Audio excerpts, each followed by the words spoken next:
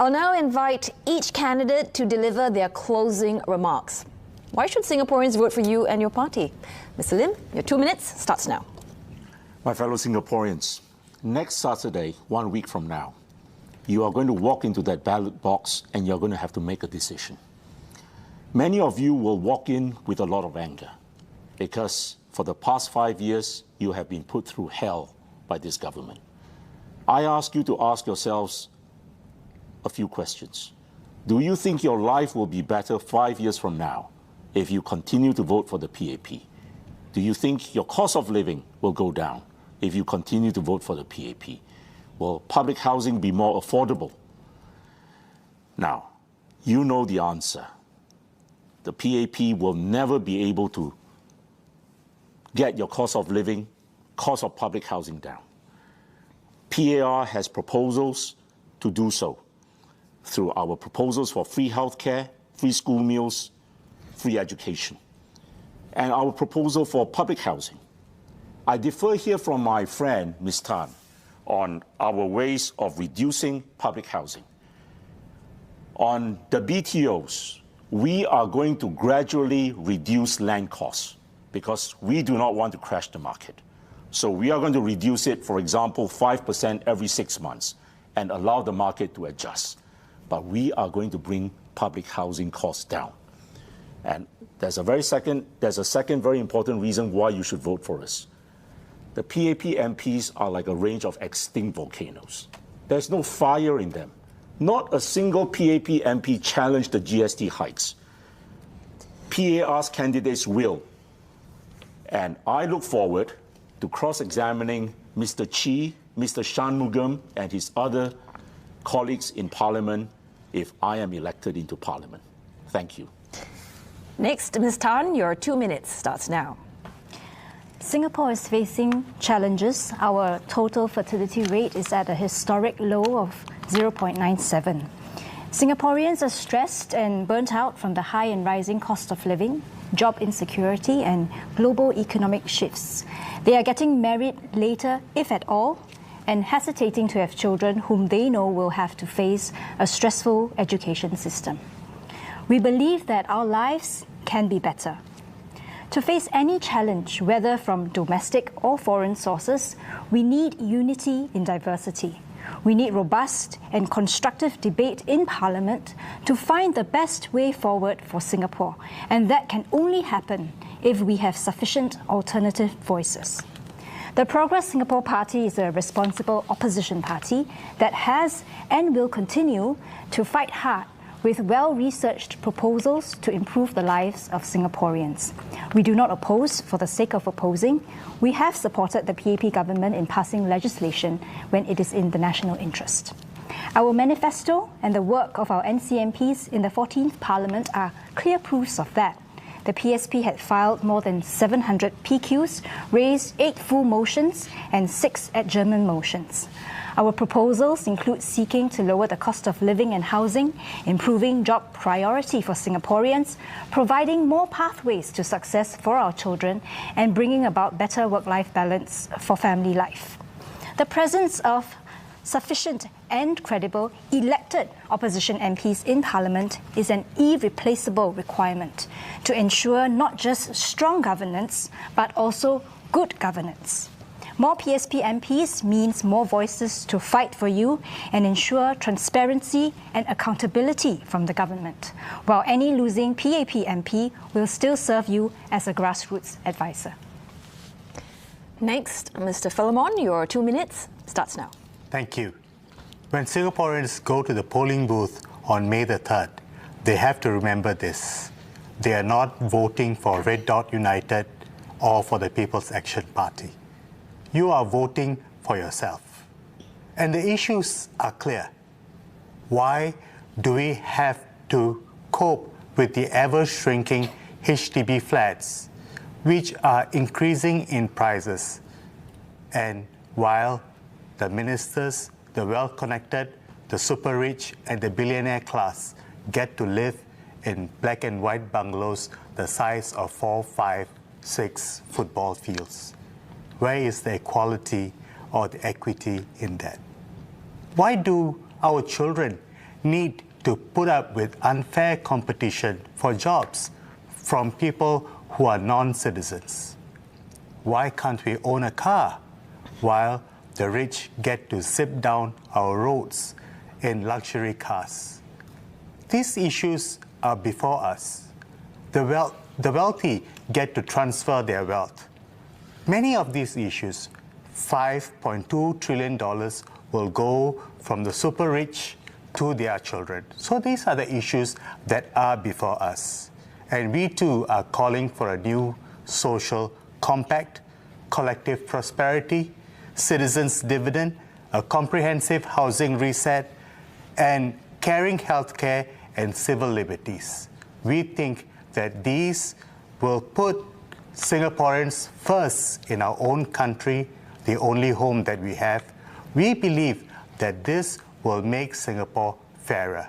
So we call on Singaporeans to vote for themselves, to vote for RDU, for we are your vehicle to make Singapore better. Thank you. Now, Mr. Thng, your 2 minutes starts now. First of all, thank you for the opportunity to be at this roundtable. I think from the conversation, it's very clear that we know there are many challenges ahead of us. A lot of uncertainties, a lot of unknowns, especially on the global front.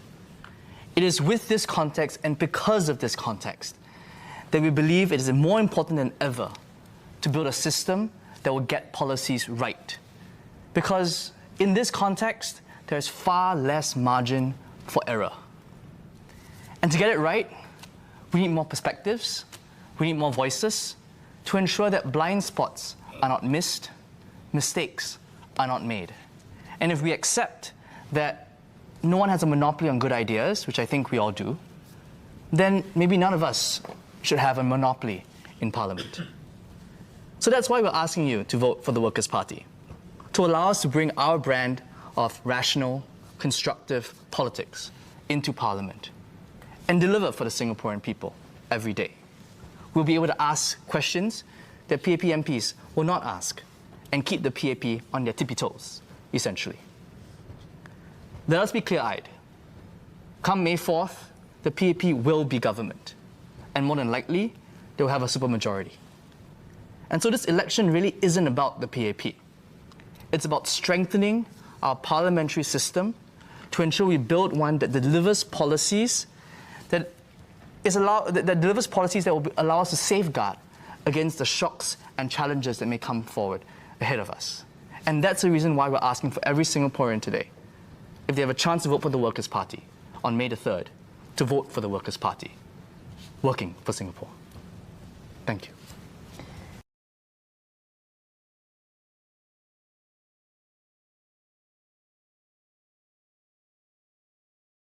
And we end with Mr. Chee. Your 8 minutes starts now. My fellow Singaporeans, you have heard many ideas and many arguments today. You have to decide which one works best for Singapore. More importantly, you have to decide what kind of politics you would like to see and what kind of values and principles Singapore should be governed by. Now, my counterparts have proposed various views. Some are different shades of PAP policies, others fundamentally different. But I think what is important, and I hope we can all agree, is that Singapore must not have politics and policies that will divide our society, that will polarize our society, pit one segment against another. That will not be good. So we must not support xenophobic and divisive politics and policies in Singapore. The Workers' Party pictures themselves as a responsible opposition. They imitate the PAP's policies and positions, and sometimes they improvise with an occasional half step to the left or to the right, depending on how the wind blows, because they want to score political points. I understand. Their slogan is working for Singapore, but if you examine some of their proposals carefully, many of their proposals actually don't work. Their positions have been inconsistent, whether on GST, on housing, on fiscal policies, that eventually would end up eroding our reserves. And they like to claim credit for policies that are implemented by the PAP, but they will not take responsibility when their proposals turn out wrong. For example, when the HDB resale market was soft before COVID, they recommended that the government should build much fewer HDB flats. Now imagine if we had listened to what the Workers' Party had proposed, we had taken their advice, stopped building BTO flats ahead of time, more Singaporeans will have to wait longer for their flats. So fortunately, we did not listen to that advice. We went ahead, we built, but because of COVID, there was a disruption to the supply of flats.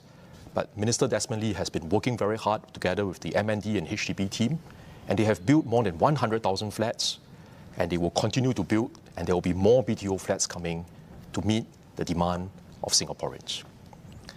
The Workers' Party also called for removal of statutory retirement age. But if you think through carefully, you're actually removing a safeguard for older workers. Why? Because today, with the statutory retirement age, employers cannot dismiss workers before they reach that age. So when you remove the retirement age, your intentions may be good, but you end up actually unintentionally causing more problems for the people you are trying to help. We, in turn, do take a different approach. We put in place senior employment credit to encourage employers to hire senior workers, and we gradually increase the retirement age and also the re-employment age. We encourage employers to hire senior workers because they can continue to contribute and they can continue to lead fulfilling lives. Now, Singapore has stayed exceptional because our politics is unique. It enables good government and sound policies. So the question that faces us now is this: can we continue to uphold these standards and remain exceptional, especially in this turbulent world? We will have opposition presence in Parliament. I agree with Mr. Thng that there will not be a monopoly. There's no chance of a government having a blank check, but we must also not give the opposition a free pass. Make the PAP work harder, but also make the opposition work harder for Singapore, get the best outcome for Singapore and Singaporeans. For the PAP, we don't play games with Singaporeans. When we have to implement difficult policies, we will square the hard truths with you. We will tell you the truth. We will put Singapore and Singaporeans first. We will never gamble with your lives and your future. When we make promises, you know we will deliver. A strong international standing, strong tripartism, long-term planning, fiscal discipline that's sustainable, making sure that we look after not just this generation, but also future generations, including those who still can't vote, including those who are not even born yet. We have a responsibility to look after them. Now, these are the hallmarks, the cornerstones of the PAP government's leadership. And we will continue to keep faith with these principles and support Singaporeans through the stormy times ahead. I'd like to appeal to all Singaporeans. Vote for candidates of good character who can best serve you, who can best serve your constituency, who can best serve this country. Vote for the team that can form a good, effective government to secure a brighter future for you and your family. Vote for a safe pair of hands that you can trust. Vote for the PAP. Thank you. Well, thank you all for your time and thoughts. We also hope that tonight's roundtable has helped you better understand the position and the plans of the parties represented here tonight. I'm Otelli Edwards. Join me next weekend on the Results Show on polling day right here on CNA. Good night.